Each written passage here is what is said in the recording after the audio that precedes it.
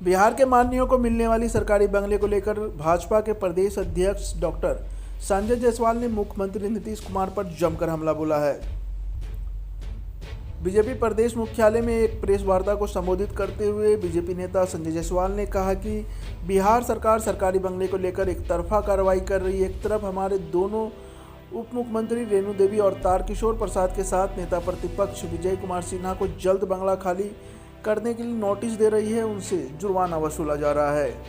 वहीं दूसरी तरफ नीतीश कुमार के गुर्गे, जिनकी विधान परिषद की सदस्यता 6 माह पहले ही समाप्त हो चुकी है, उनका बंगला खाली कराने के लिए कोई कार्रवाई नहीं हो रही है। ऐसा सिर्फ इसलिए क्योंकि उन्हें नीतीश कुमार का सपोर्ट मिल रहा है। वह मुख्यमंत्री के एजेंट है।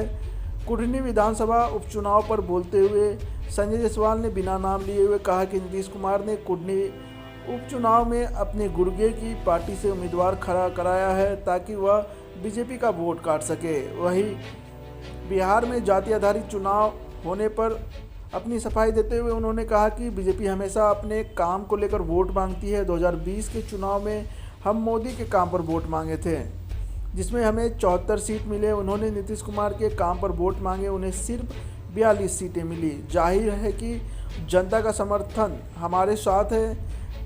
वहीं राज्य में उर्वरक की कमी को लेकर राज्य सरकार द्वारा केंद्र पर सवाल उठाए जाने का जवाब देते हुए संजय जायसवाल ने कहा कि केंद्र से उर्वरक की कोई कमी नहीं की जा रही है।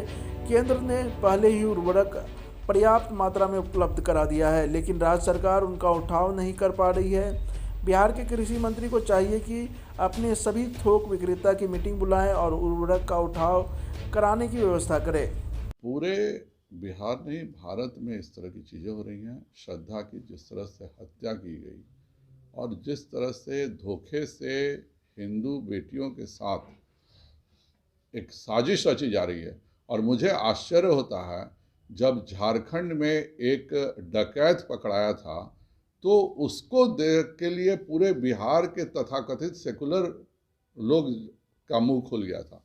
लेकिन आज हमारी एक बेटी के 35 टुकड़े हुए हैं। आप उठा के देख लीजिए, जो लोग पशु तस्कर के पक्ष में बोलते थे, जो लोग डकैतों के पक्ष में बोलते थे, आज उनके मुंह में आवाज़ नहीं आ पा रही है। यह इससे दुखद बात कुछ नहीं हो सकती है। बहुसंख्यक समाज को समझना चाहिए कि हमें अपने अधिकारों के प्रति सचेत रहना पड़ेगा। बिहार में भी नगर निकाय के चुनाव में जानबूझकर हिंदू अति पिछड़ों के साथ उपेक्षा का काम बिहार सरकार कर रही है। जो कुल्हैया मुसलमान हैं, शेखौरा मुसलमान हैं, जो भी फॉरवर्ड हैं, जो अगड़े माने जाते हैं मुसलमानों में, उनको अति पिछड़ा में शामिल किया गया है। सरफराज आलम जब खुद कुल्हैया के मंत्री हैं, तो जितने भी हिंदू अति पिछड़ों का हक मुस्लिम सवर्णों को दिया जा रहा है, वह उसको अति पिछड़ा आयोग को जरूर ठीक करना चाहिए। बिहार में जब भी उर्वरक का सीजन आता है तब जानबूझ के उर्वरक की एक तरह से आर्टिफिशियल किल्लत पैदा की जाती है। माननीय मनसुख भाई मांडविया जी ने साफ शब्दों में कहा कि कोई कमी नहीं है, लेकिन उठाव की व्यवस्था बिहार सरकार को करनी है। बिहार सरकार अच्छे से उठाव की व्यवस्था नहीं करती है, अच्छे से कार्य नहीं करती है, और उसके बाद पूरे बिहार में किल्लत से जूझना पड़ता है। आखिर अगस्त से पहले किल्लत क्यों नहीं होती थी? पिछले बार भी सारे उर्वरकों ने, कंपनियों ने मिल करके एक जिसको कहते हैं माफियागिरी करना, उस माफियागिरी का उन्होंने काम किया था, और उसके तहत ज़बरदस्ती मच्छरदानी बिकवाना, छाता बिकवाना, इस तरह के कार्य यूरिया के साथ किए थे। माननीय मनसुख भाई मांडविया जी के संज्ञान में आने के साथ यह भी केंद्र ने निर्णय किया कि अब हम एक ही तरह के उर्वरक सभी को देंगे। और इस बार भी मैं देख रहा हूँ कि बिहार सरकार अपने बिहार के होलसेलर्स पर उठाव पे ध्यान नहीं दे रही है, और पूरे बिहार में कृत्रिम कमी पैदा की जा रही है। उसी प्रकार बिहार के विभिन्न जिलों में कहीं अरवा की ज़रूरत है, कहीं उसना चावल की ज़रूरत है। मैं माननीय मुख्यमंत्री जी से अनुरोध करता हूं कि जो पहले पॉलिसी बनाई उन्होंने केवल उसना होगा, वह पॉलिसी पर पुनः विचार करें। ज़्यादातर अरवा चावल की छोटी राइस मिल्स हैं। जिन जिलों में, जिन प्रखंडों में उसना चावल खाया जाता है, वहाँ आप उसना चावल दें, और जहाँ अरवा चावल खाया जाता है वहाँ अरवा चावल दें। यह एक प्रकृति है और हर इलाके के लोग अलग अलग बटे हुए हैं।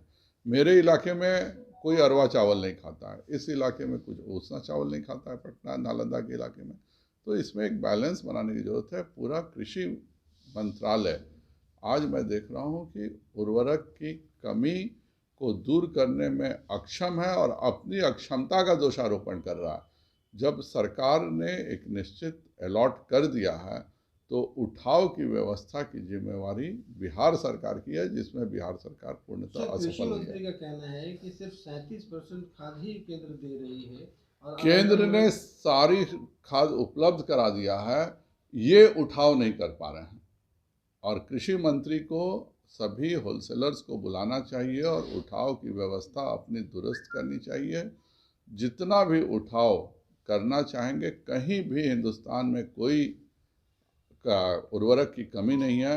यह तो माननीय नरेंद्र भाई मोदी जी के आने के बाद हुआ कि हमारा सिंदरी और बरौनी कारखाना चलेगा, यह अब इतिहास के पन्नों में दर्ज हो गया था।